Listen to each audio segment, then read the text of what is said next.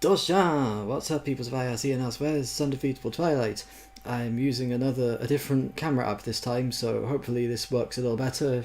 I've got auto face tracking on, so I can move around, and the camera follows me, so might make things a little more interesting. But let's go into the book and see what we get. I know it's very late, but you know my rule. I've been at the munch, so you know. Anyways, chapter 6. This is probably going to make a lot of people feel sick. I probably won't do this again, but whatever. Okay, chapter 6. From here it was a 4-mile walk to his village, a mile further to the turning to which the abominable Russell had now fiercely declined to take him, and from there a further 3 miles of winding country lane. The Saab seethed off into the night. Arthur watched it go, as stunned as a man might be who, having believed himself to be totally blind for 5 years, suddenly discovers that he had merely been wearing too large a hat. He shook his head sharply in the hope that it might dislodge some salient fact which would fall into place and make sense of an otherwise utterly bewildering universe, but since the salient fact, if there was one, entirely failed to do this, he set off up the road again, hoping that a good vigorous walk, and maybe even some good painful blisters, would help to reassure him of his own existence at least, if not his sanity. It was 10:30 when he arrived, a fact he discovered from the steamed and greasy window of the Horse and Groom pub, in which there had hung for many years a battered old Guinness clock, which featured a picture of an emu with a pint glass jammed rather amusingly down its throat. This was the pub at which he had passed the fateful lunchtime during which first his house and then the entire planet Earth had been demolished, or rather had seemed to be demolished. No, damn it, it had been demolished, because if it hadn't, then where the bloody heck had he been for the last 8 years, and how had he got there if not in one of the big yellow Vogon ships which the appalling Russell had just been telling him were merely drug-induced hallucinations, and yet if it had been demolished, what was he currently standing on? He jammed the brake on this line of thought because it wasn't going to get him any further than it had the last 20 times he'd been over it. He started again. This was the pub at which he had passed the fateful lunchtime, during which whatever it was had happened that he was going to sort out later had happened, and it still didn't make sense. He started again. This was the pub in which... This was a pub. Pubs served drinks, and he couldn't half do with one. Satisfied that his jumbled thought processes had at last arrived at a conclusion, and a conclusion he was happy with, even if it wasn't the one he had set out to achieve, he strode towards the door. And stopped. A small black wire-haired terrier ran out from behind a low wall, and then, catching sight of Arthur, began to snarl. Now Arthur knew this dog, and he knew it well.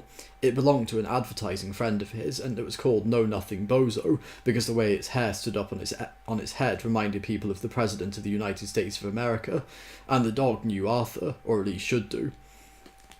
It was a stupid dog, could not even read an autocue, which was why some people had protested about its name, but it should at least have been able to recognise Arthur instead of standing there, hackles raised, as if Arthur was the most fearful apparition ever to intrude upon its feeble-witted life.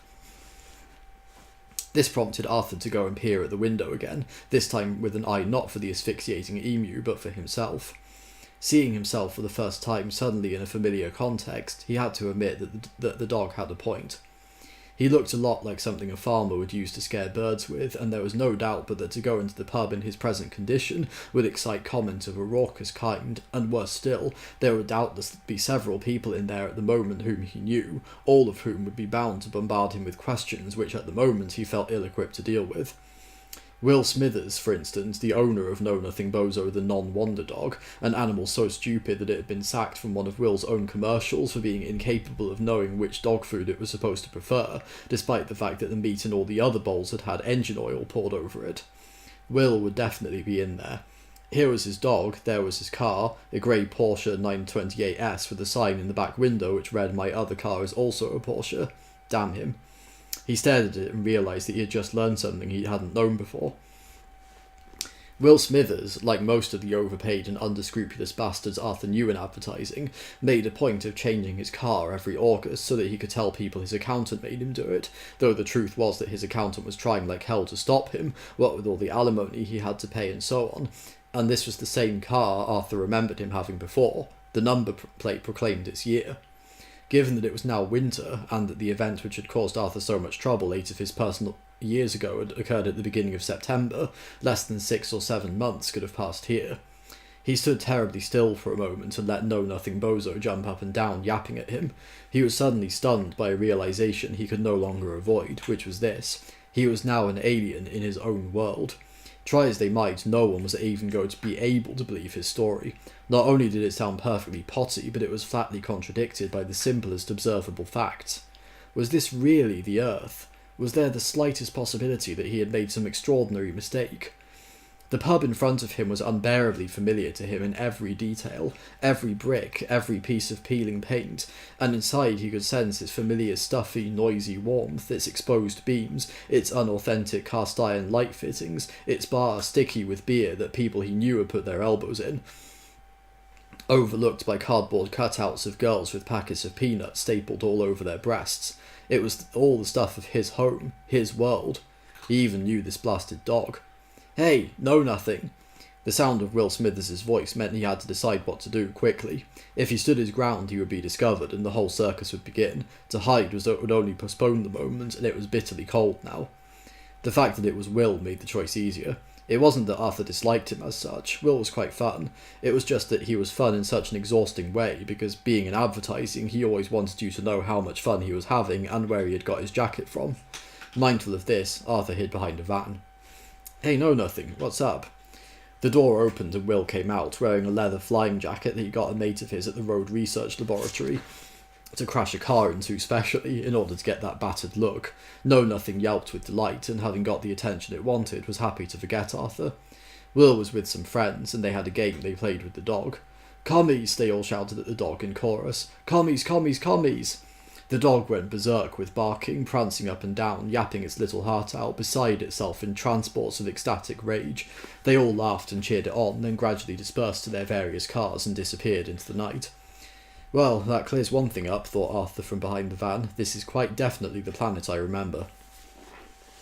And that's it. So, well, after you've been away from home for a while, it's kind of hard to readjust and get used to being there again, especially if you've been away in space for a few years. So, we'll just have to see how Arthur gets on, won't we? And it's kind of a spoiler, actually. Maybe I should edit that out. Anyways, yes, thanks for watching. Remember to like, comment, share, and subscribe. And if you are subscribed, be sure to ding that notification bell so you know when I make a new video, because I can do it whenever I feel like it. Thank you to my patron Angel. If you want me to read one story, and we could really use some of them to be, because we need the money, and they are good, so please consider buying some. The links to those are also in the description. So I'll see you again next time. Take care of yourselves and each other. Remember to stay positive. Love and peace.